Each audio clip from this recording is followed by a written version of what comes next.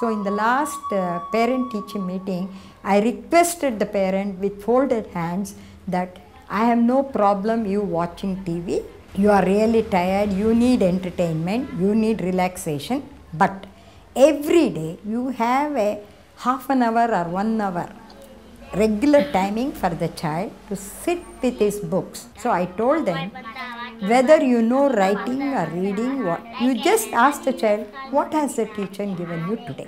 That one question you ask. Naturally, the child will say, ma'am has given me such and such a homework. Then you say, come on child, you do your homework. That's all I want from you. The seed is when the seed itself has got fully programmed for the entire tree. The shape of the leaf and the trunk and the type of fruit, whatever it gives, it's all programmed in the seed. And then what we need to do is that give it a proper environment for the hidden potentiality to blossom, like water, like mud or earth and the sunlight and the air. Given this environment, any seed will grow to its fullest potential. I think same thing applies to the human beings, same thing with the kids. Kids are born with innate ability to blossom, to actualize their full potential, provided the right environment is there. ನಾನು ಈ ಸೇವೆ ಬಂದಿದ್ದೊಂದು ಉದ್ದೇಶ ಅಂದರೆ ಮಕ್ಕಳ ಒಂದು ಭವಿಷ್ಯದ ರೂಪನ ರೂಪಿಸಬೇಕು ಅಂತಂದ್ಬಿಟ್ಟು, ಅಂದರೆ ಇಂದಿನ ಮಕ್ಕಳೇ ಮುಂದಿನ ಪ್ರಜೆಗಳು ಅಂತಂದ್ಬಿಟ್ಟು ಒಂದು ವಿಷಯದಲ್ಲಿ ತೊಗೋಬೇಕು ಅಂದರೆ ನನಗೆ ಈ ಒಂದು ಹುದ್ದೆ ತುಂಬ ನನಗೆ ಇಷ್ಟ ಆಗಿದೆ, ಈ ಒಂದು ಪ್ರೊಫೆಷನ್ನು. ಅದಕ್ಕೋಸ್ಕರನೇ ಟೀಚರಾಗಿ ಬರೋದಕ್ಕೆ ಅಂತಂದರೆ ಏನು ಅಂದರೆ ಒಂದು ಮಕ್ಕಳಲ್ಲಿರೋ ಅಂಥ ಒಂದು ಮನೋಭಾವನೆಯನ್ನು ಮೂಡಿಸೋದು ಮತ್ತು ನಮ್ಮಲ್ಲಿರೋ ಅಂಥ ಒಂದು ಏನು ಒಂದು ನಮ್ಮಲ್ಲಿ ನಾವು ಈ ಮಕ್ಕಳಿಗೆ ಏನು ಬೋಧನೆ ಮಾಡಬೇಕು, ಹೊಸ ಹೊಸ ವಿಷಯಗಳನ್ನೇನು ತಿಳಿಸ್ಬೇಕು ಅನ್ನೋ ಒಂದು ಉದ್ದೇಶದಿಂದ ನಾವು ಇದಕ್ಕೊಂದು ಈ ಸಂಸ್ಥೆಯಲ್ಲಿ ಬಂದು ಕೆಲಸ ಮಾಡ್ತಾಯಿದ್ದೀನಿ. ಈ ಸಂಸ್ಥೆ ಹೇಗಪ್ಪ ಅಂದರೆ ಒಂದು ರಿಲೇಷನ್ಶಿಪ್ ಯಾವ ಥರ ಇದೆ ಅಂದರೆ, ನಮ್ಮ ಒಂದು ಮನೇಲಿ ಯಾವ ಥರ ಎನ್ವಾಲ್ಮೆಂಟ್ ಇರುತ್ತೋ ಆ ಥರ ಇದ್ದೀವಿ ನಾವಿಲ್ಲೆಲ್ಲ. ಎಲ್ಲರಿಗೂ ಕೋಆಪ್ರೇಟ್ ಮಾಡ್ತಾರೆ ಮತ್ತು ನಮ್ಮ ಟೀಚರ್ಗಳು ಅಷ್ಟೇ ಎಲ್ಲ ಒಂದು ಬಾಂಧವ್ಯದ ಥರ ಇದ್ದೀವಿ. ಮಕ್ಕಳ ಒಂದು ಭವಿಷ್ಯ ನಿರೂಪಿಸಬೇಕು ಅಂತಂದರೆ, ನಾನಿಲ್ಲಿ 1ನೇ ತರಗತಿಯಿಂದ 7ನೇ ತರಗತಿ ತನಕ ಓದಿದ್ದೀನಿ. ಅದರಿಂದ ಇಲ್ಲಿಗೆ ಬರೋಕ್ಕೆ ನೋಡಿದ್ರೆ ತುಂಬ ಚೇಂಜಸ್ ಆಗಿದೆ ಬಿಲ್ಡಿಂಗಲ್ಲಿ. ಅಂದರೆ ನಾವು ಬಂದಾಗ ತುಂಬ ಒಂದು ಚಿಕ್ಕ ಬಿಲ್ಡಿಂಗ್ ಇತ್ತು, ಒಂದು 7-8 ರೂಮ್ ಇತ್ತು. ಬಟ್ ನಾವು ಹೋಗೋ ಅಷ್ಟರಲ್ಲಿ ತುಂಬ ದೊಡ್ಡದಾಗಿ ಬಂತು. ಬಟ್ ನಾವು ಇರಬೇಕಾದ್ರೆ ಜಸ್ಟ್ ಎಲ್ಲನೂ ಫುಲ್ ಅನ್ಕಂಪ್ಲೀಟೆಡ್, ಅಂದರೆ ಏನೂ ಪೂರ್ತಿಯಾಗಿ ಕಟ್ಟಡ ನಿರ್ಮಿಸಿರಲಿಲ್ಲ. ನಾವು ಹೋಗೋಷ್ಟಿಗೆ ಕಟ್ಟಡ ತುಂಬ ಚೆನ್ನಾಗಿ ನಿರ್ಮಿಸಿದ್ರು. ನೋಡೋಕ್ಕೋದ್ರೆ ಟೀಚರ್ಸು ಒಂದು ಇಯರ್ಲಿ ಚೇಂಜ್ ಆಗ್ತಾ ಬಂದರು. ಅಂದರೆ ಹೊಸ ಅಧ್ಯಾಪಕರು ಬರೋದಕ್ಕೆ ಶುರು ಮಾಡಿದ್ರು. ಮತ್ತು ಕೋಚಿಂಗ್ ಸಿಸ್ಟಮಲ್ಲೂ ತುಂಬ ಚೆನ್ನಾಗಿ ಇಂಪ್ರೂವ್ ಮಾಡೋದಕ್ಕೆ ಬಂದರು. ಮತ್ತು ಕಲ್ಚರಲ್ಸ್ ಆ್ಯಕ್ಟಿವಿಟೀಸ್ ಎಲ್ಲ ತುಂಬ ಚೆನ್ನಾಗಿತ್ತು. ಯಾಕಂದರೆ ವರ್ಷಕ್ಕಿಂತ ವರ್ಷಕ್ಕೆ ತುಂಬ ದಿನೇ ಹೆಚ್ಚಾಗ್ತಿತ್ತು. ಸ್ಟೂಡೆಂಟ್ಸು ಅದೇ ಥರ ಜಾಸ್ತಿ ಜಾಯ್ನ್ ಆಗ್ತಾಯಿದ್ರು, ಚಿಕ್ಕ ಮಕ್ಕಳು ಮತ್ತು ದೊಡ್ಡವರು ಎಲ್ಲರೂ. ತುಂಬ ಚೆನ್ನಾಗಿ ಹಳೇದಕ್ಕಿಂತ ನೋಡಬೇಕಂದ್ರೆ ಮುಂದೆ ನಾವು ಕಂಪ್ಲೀಟ್ ಮಾಡೋ ಅಷ್ಟಿಗೆ ತುಂಬ ಚೆನ್ನಾಗಿ பில்டிங் ಬಂತು கன்ஸ்ட்ரக்ஷன். இந்த மாதிரி ஸ்கூலில் எல்லா வசதியும் இருக்குது. கார் லைட்டுக்குன்னு போகிறாங்க, அங்கே வந்து டாய்லெட்டு எல்லா வசதியும் செய்கிறாங்க. ஒரு நாளைக்கு சாப்பாடு இல்லைனா கூட அங்கே ஃபோன் பண்ணி சொன்னால் ஸ்கூலில் எல்லாம் பார்த்துக்கிறாங்க. நல்ல முறையாக குழந்தைங்கள படிக்க வைக்கிறாங்க. டீச்சருங்கெல்லாம் சொல்லித்தராங்க, நல்லா பார்த்துக்கிறாங்க பசங்களெல்லாம். ಎಲ್ಲ ವಸதியும் இருக்குது. ನಮ್ಮ ಮೇಡಮ್ ಬಗ್ಗೆ ಹೇಳಬೇಕು ಅಂದರೆ ತುಂಬ ಚೆನ್ನಾಗಿದ್ದಾರೆ ಮೇಡಮ್. ಸ್ಟೂಡೆಂಟ್ಸ್ ಜೊತೆ ತುಂಬ ಪ್ರೀತಿಯಿಂದ ನಡ್ಕೊಳ್ತಾರೆ, ಅವ್ರ ಮಕ್ಕಳ ಥರನೇ ಟ್ರೀಟ್ ಮಾಡ್ತಾರೆ. ಈಗ ಫೀಸ್ ಸ್ಟ್ರಕ್ಚರ್ ಎಲ್ಲ ನೋಡೋಕ್ಕಾರೆ she is so concern with poor peoples. ಅಂದರೆ ತುಂಬ ಹೆಲ್ಪ್ ಮಾಡ್ತಿದ್ರು, ಎಲ್ಲ ಸ್ಕಾಲರ್ಶಿಪ್ ಕೊಡಿಸ್ತಿದ್ರು, ಎಲ್ಲರಿಗೂ ತುಂಬ ಹೆಲ್ಪ್ ಮಾಡ್ತಿದ್ರು. ಅವರ ಸಪೋರ್ಟ್ ಸೊಸೈಟಿಯಿಂದ ಹೆಲ್ಪ್ ಮಾಡ್ತಿದ್ರು ಜನಗಳಿಗೆ. ಮತ್ತು ಸ್ಟೂಡೆಂಟ್ಸ್ ಇಲ್ಲಿ ಹೋದೋ ಸ್ಕೂಲ್ ಮಕ್ಕಳಿಗೆ ಅಂದರೆ ತುಂಬ ಬಡವರಿಗೆಲ್ಲ ಫೀಸ್ ಕನ್ಸೆಷನ್ ಮಾಡ್ತಾಯಿದ್ರು. ಡೊನೇಷನ್ ಅಂತ ಏನೂ ರಿಸೀವ್ ಮಾಡ್ತಿರ್ಲಿಲ್ಲ. ಅವ್ರ ಮನೆ ಮಕ್ಕಳಾಗೇ ನಮ್ಮನ್ನ ಟ್ರೀಟ್ ಮಾಡ್ತಿದ್ರು. ಒಂದು ರಿಲೇಷನ್ಶಿಪ್ ಹೇಳಬೇಕಂದ್ರೆ, ನಾನು 5th ಸ್ಟ್ಯಾಂಡರ್ಡಲ್ಲಿ ಓದಬೇಕಾದ್ರೆ ಟೆಸ್ಟ್ ಇತ್ತು, ಮಿಡ್-ಟರ್ಮ್ ಎಕ್ಸಾಮ್ ಬರ್ತಿತ್ತು. ಅವಾಗ ನನ್ನ ಪೇರೆಂಟ್ಸ್ ಎಲ್ಲರೂ ಅದೇ ಟೈಮಿಗೆ ನಮ್ಮ ತಾಯಿ ತಿರ್ಕೊಂಡ್ಬಿಟ್ರು. ಎಲ್ಲರೂ ಊರಿಗೆ ಹೊಟ್ಟೋಗ್ಬಿಟ್ರು. ಎಲ್ಲ ಯೋಚನೆ ಮಾಡ್ತೀವಿ, ಯಾರೂ ಫ್ರೆಂಡ್ಸ್ ಇರಲಿಲ್ಲ ಮನೆ ಹತ್ರ. ನಮ್ಮಮ್ಮ ಯೋಚನೆ ಮಾಡ್ತಿದ್ರು ಎಲ್ಲಿ ಬಿಟ್ಟು ಹೋಗೋದು ಅಂತ. ಆದರೆ ಮೇಡಮ್ ಹೇಳಿದ್ರು, ನನ್ನ ಮನೇಲೇ ಇರಿಸ್ಕೊತೀನಿ, ನೀವು ಯಾವಾಗ ಬರ್ತೀರೋ ಅವಾಗ ಬಂದು ಕರ್ಕೊಂಡೋಗಿ ಅಂತ. ನನ್ನ ಮೇಡಮ್ ಮನೇಲೇ ಇದ್ದೆ 2 ದಿನ. ಆಮೇಲೆ ನಮ್ಮ ತಂದೆ ತಾಯಿ ಬಂದು ಕರ್ಕೊಳೋದು. ಮೇಡಮ್ ಅದಕ್ಕೂ ಏನೂ ಹೇಳಿಲ್ಲ, ಅವ್ರ ಮಗಳಾಗೇ ನನ್ನ ಇಲ್ಲಿ ನೋಡ್ಕೊಳ್ತಾ ಇದ್ರು.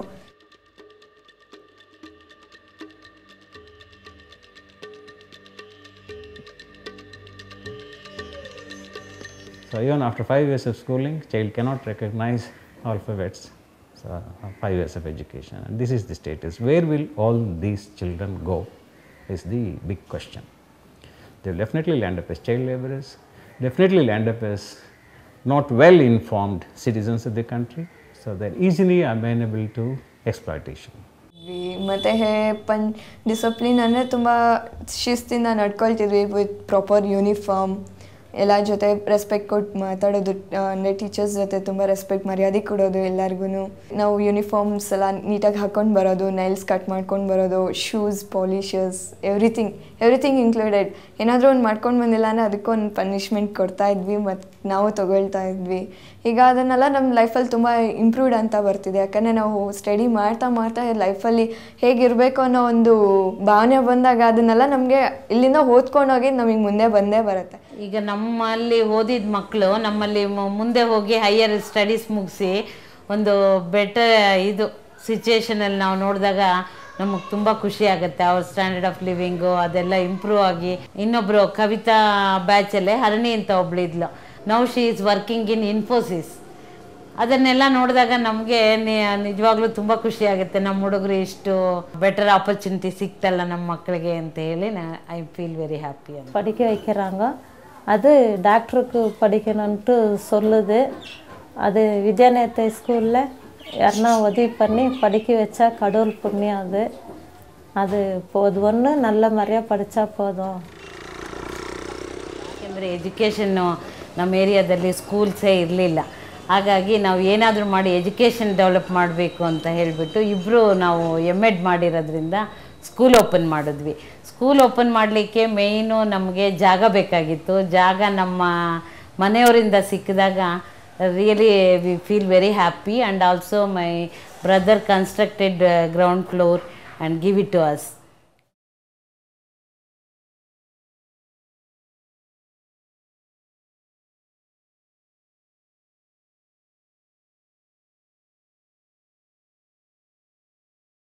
ಸ್ಪಾನ್ಸರ್ಶಿಪ್ಪಲ್ಲಿ ನಮಗೇನಾಯಿತು ಅಂತಂದರೆ ತುಂಬ ಈಗ 100 ಮೆಂಬರ್ಸ್ಗೆ ಫಸ್ಟು ಸ್ಪಾನ್ಸರ್ ಮಾಡಿಬಿಟ್ರು. ಆದರೆ 1 ಇಯರ್ ಆದಮೇಲೆ ಮತ್ತೆ ನಮಗೆ ಆ ಮಕ್ಕಳಿಗೆ ಸ್ಪಾನ್ಸರ್ ಸಿಗಲಿಲ್ಲ. ಆಗ ನಾವು ಫೇಲ್ಯೂರ್ ಆದ್ವಿ. ಹೇಗೆ ನಾವು ಮತ್ತೆ ನಮಗೇನು ಪ್ರಾಬ್ಲಮ್ ಅಂತಂದರೆ, ಫಾರ್ ಎಕ್ಸಾಂಪಲ್ ಈಗ 1 ವರ್ಷ ಬಂದಿರೋ ಮಗುನ ನೆಕ್ಸ್ಟ್ ಇಯರ್ ನೀವು ಬೇಡಪ್ಪ ಅಥವಾ ನೀವು ಫೀಸ್ ಪೇ ಮಾಡಿ ಅಂದರೆ they can't able to pay the fees. ಹಾಗಾಗಿ ಅವ್ರಿಗೇನಾಗುತ್ತೆ, ನಾವು ಫೀಸ್ ಕೇಳಿದ ತಕ್ಷಣ ಅವ್ರು ಸ್ಕೂಲ್ಗೆ ಕಳಿಸಲ್ಲ. ಅದು ತುಂಬ ಲೀಸ್ ಪ್ರಿಯಾರಿಟಿ ಅವ್ರು ಕೊಡೋದು ಎಜುಕೇಷನ್ಗೆ. ನಮ್ಮಲ್ಲಿ ಮಕ್ಕಳಿಗೆ ಅವರು ಏನೋ ಇದ್ದರೆ ಇನ್ನೊಬ್ಬ ಮಗು ಇದ್ದರೆ ಆ ಸಣ್ಣ ಮಗುನ ನೋಡ್ಕೊಳತ್ತೆ, ಆ ಥರ ಅವ್ರು ಯೋಚನೆ ಮಾಡ್ತಾರೆ. ಹಾಗಾಗಿ ನಾವು ಹೋಗಿ ಏನೋ ಫ್ರೀಯಾಗಾದರೂ ಎಜುಕೇಷನ್ ಕೊಡ್ತೀವಿ ಬನ್ನಿ ಅಂತ ನಾವು ಮೋಟಿವೇಟ್ ಮಾಡಿ ನಮ್ಮ ಗ್ರೂಪ್ಸಲ್ಲೆಲ್ಲ ನಾವು ಕರ್ಕೊಂಡು ಬಂದು ಸೇರಿಸಿದ್ರೆ ನೆಕ್ಸ್ಟ್ ಇಯರ್ ಮತ್ತೆ ನಮಗೆ ಫೀಸ್ ಕೇಳೋದು ತುಂಬ ಕಷ್ಟ.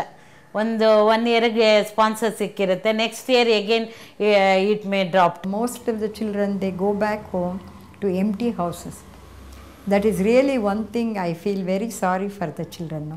A child will be anxious to go back after the school hours, and then whatever his experience, he wanted to go and share with his parents. If the parents, one of them are not there, they feel very depressed. And also sometimes they'll be hungry. All those things will be there. They'll be restless. This one aspect I really feel sorry for the working mothers. They have to support the family, they go out and work. And the child is ultimately the sufferer.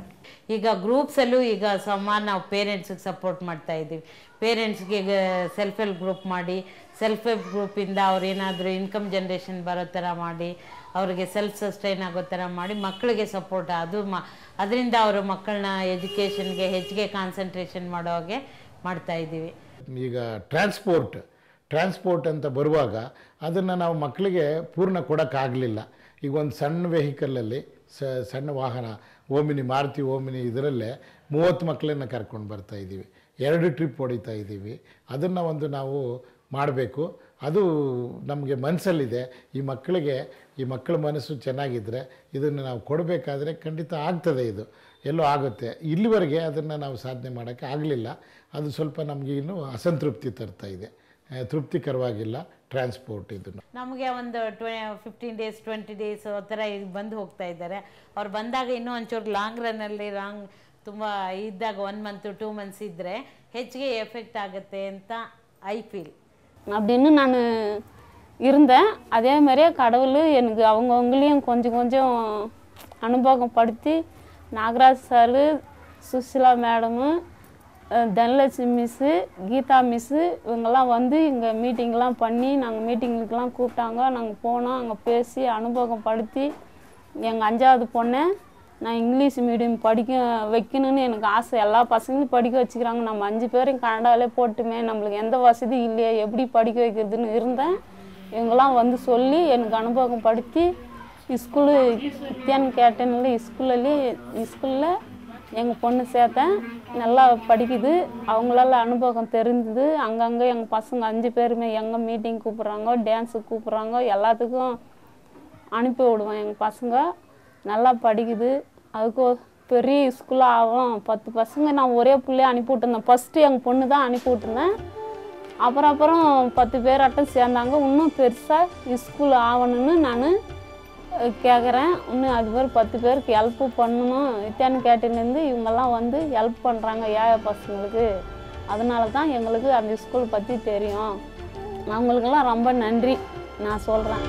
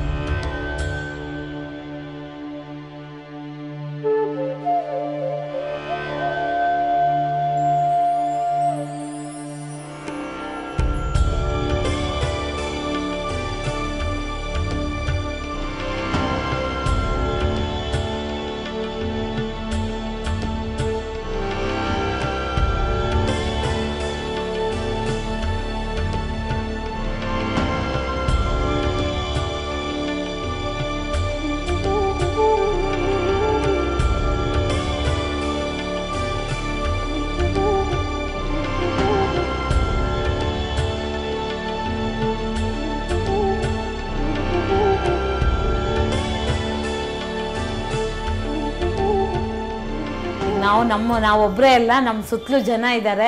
Actually ನಮ್ಮ ಮಕ್ಕಳು ಅದ್ರ ಬಗ್ಗೆ ಈಗ ನಾವು ನಮ್ಮ ಮಕ್ಕಳ ಜೊತೆಗೆ ನಮ್ಮ ಸ್ಟಾಫು ಎಲ್ಲ ನೋಡಿದಾಗ ನನಗೆ ಇನ್ನೂ ಹೆಚ್ಚಿಗೆ ನಾವೇನಾದರೂ ಮಾಡ್ಬೋದು, ಕಮಿಟ್ಮೆಂಟ್ ಇದ್ದರೆ ನಾವೇನಾದರೂ ಮಾಡ್ಬೋದು ಅಂತ ಅನಿಸ್ತಾ ಇದೆ ನನಗೆ.